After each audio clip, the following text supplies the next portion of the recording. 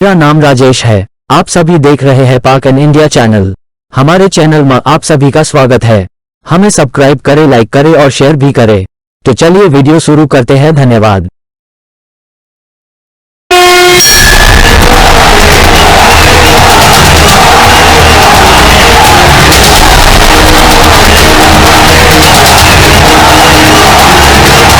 सियावर रामचंद्र की, सियावर रामचंद्र की।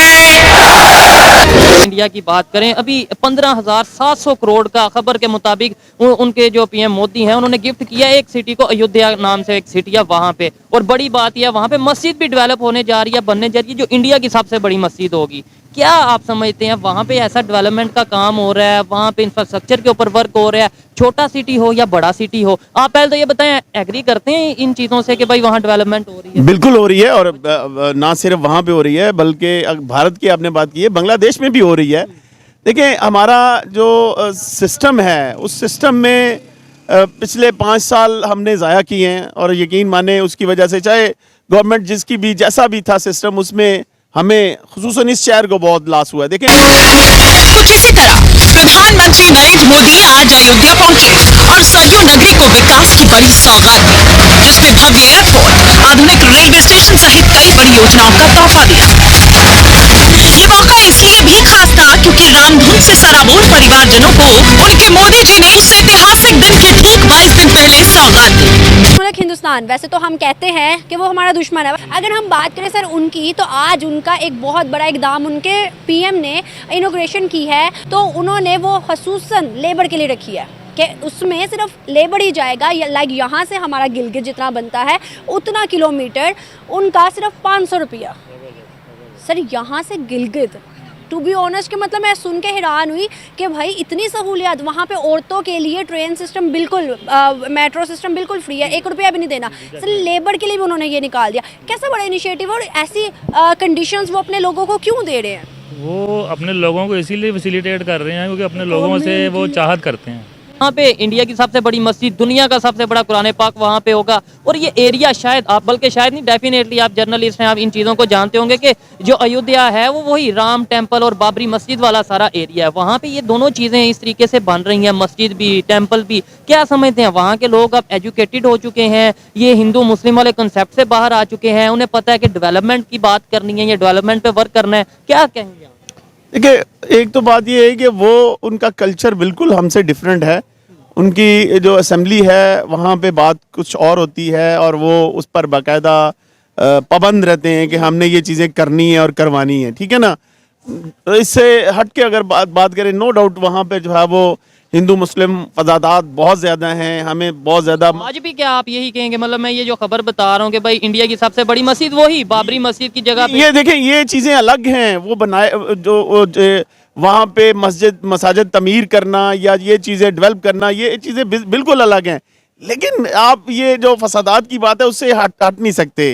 रोज़ाना की बुनियाद पर खबरें आ रही हैं। कल की बात है, देखें इलेक्शन यहाँ पे किस तरह के हो रहे हैं। जो भी है, जो भारत है वो उस पर क्रिटिसिज्म कर रहा है। उन्होंने जो है वो देखें, उन्होंने बाकायदा जमातुद दावा पे बहुत ज्यादा क्रिटिसिज्म किया। हाफिज सईद के, हाँ बिल्कुल, उन्होंने हाफिज सईद के हवाले से कहा है, हालांकि उनका कोई तल्लक नहीं है। देखिए, उनकी जमात एक जो है वो इलेक्शन लड़ रही है। थोड़ा सा मैं ये कहना चाहूँगा, देखें इन्होंने जो बात की है इसमें कोई शक नहीं है कि भाई वहाँ पे इस टाइम इंडिया में हाफिज सईद के हवाले से बात हो रही है कि भाई एक उनका, लेकिन लॉजिक भी तो सर समझ में आने वाला है। आप उसको मुझे तरदीद या फिर आप उसे एक्सेप्ट या नहीं, देखिए उन्होंने ये बोला इंटरनेशनल यानी यूनाइटेड नेशन ने उन्हें उसे टेररिस्ट डिक्लेयर किया। आप पहले बताएं किया या नहीं किया? नहीं, बिल्कुल नहीं किया। यूनाइटेड नेशन ने पाकिस्तान में अगर हाफिज सईद की पार्टी की बात करें, बैन नहीं, हाफिज सईद, हम अपने लॉज के मुताबिक, अपने आइन के मुताबिक वो उनके खिलाफ जो भी है कार्रवाई हो रही है।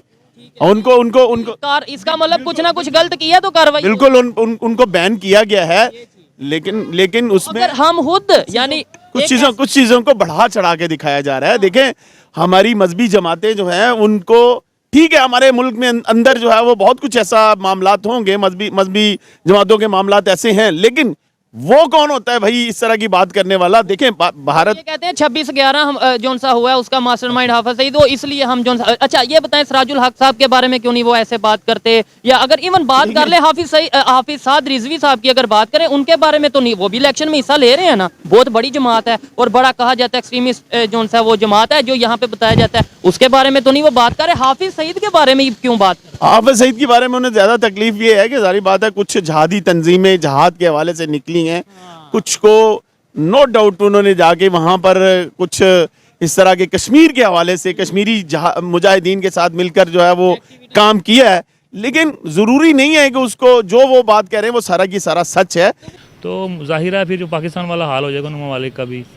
तो ये बांग्लादेश जैसे ममालिक और श्रीलंका जैसे ममालिक जो हमसे काफ़ी पीछे थे और उनकी करेंसी का रेट भी हमसे लो था, लेकिन अब आप देख लें कि वो अफगानिस्तान उसका भी हमसे अब आगे हो चुका है, वो हालत जंग में रहा है 20 साल 22 साल जो भी है, लेकिन बात है कि जो पॉलिसीज़ अच्छी बने तब ही हो ना कुछ, तो ये कोई उम्मीद नहीं है कि ये कभी इधर पॉलिसी अच्छी बनेगी।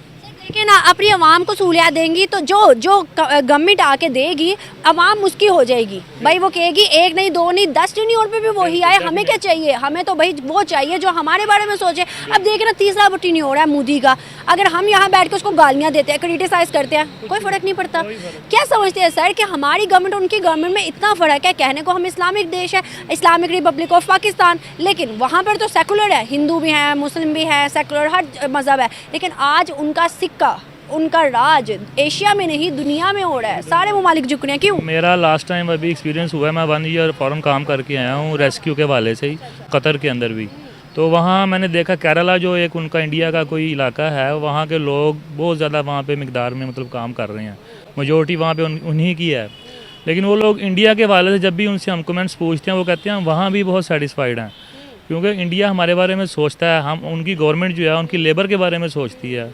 बिल्कुल छोटे तबके के जो लोग हैं वो भी वहाँ पे सेटिस्फाइड हैं, सिर्फ क्यों है कि उनकी गवर्नमेंट उनका फिक्र करती है, सोचती है उनके बारे में, उनकी पॉलिसीज़ हैं। वहाँ पे किसानों को दरख्त पर चढ़ने वाली भी टेक्नोलॉजी दी गई है, मतलब हर तरह के किसानों को टेक्नोलॉजी दी गई है, तो वहाँ की आवाम क्यों नहीं खुश होगी? आपने पिछले ही कुछ मंथ पहले की एनालिसिस थी कि उन्होंने जो बाहर काम कर रहे हैं वो कह रहे हैं हम अपना बाहर का कंट्री छोड़ के हम इंडिया दोबारा आ रहे हैं।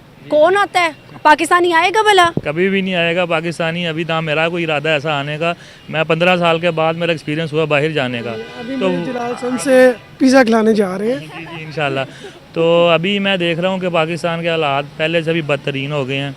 लास्ट टाइम 1 साल पहले अमेरिका सुपर पावर जो भी है, या रशिया या अमेरिका या लंदन जो भी है, हम उनकी तो बात ही नहीं करते, वो तो आसमानों पे है।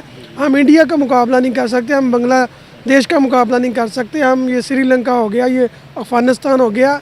लैक ऑफ जो पॉलिसी है ना, वो जब बनेगी पाकिस्तान में कुछ, तो वही जो फिर जाके कुछ तरक्की होनी है वो तो बनती नहीं है, ना कभी बननी है। श्रीलंका अब भी डिफॉल्ट होके उठा है ना, मुझे लगता है हम उसका नहीं अब मुकाबला कर सकते। मैडम हम पूरी दुनिया में किसी का मुकाबला नहीं कर सकते। क्यों? यहाँ ना कोई कानून है ना कोई पॉलिसी है, वही है उजड़ जो उठते हैं, उठ के वो असम्बली में बैठ जाते हैं, जो कुछ भी है अदारे अजीब से हैं, ना कोई सही अपना काम करता है।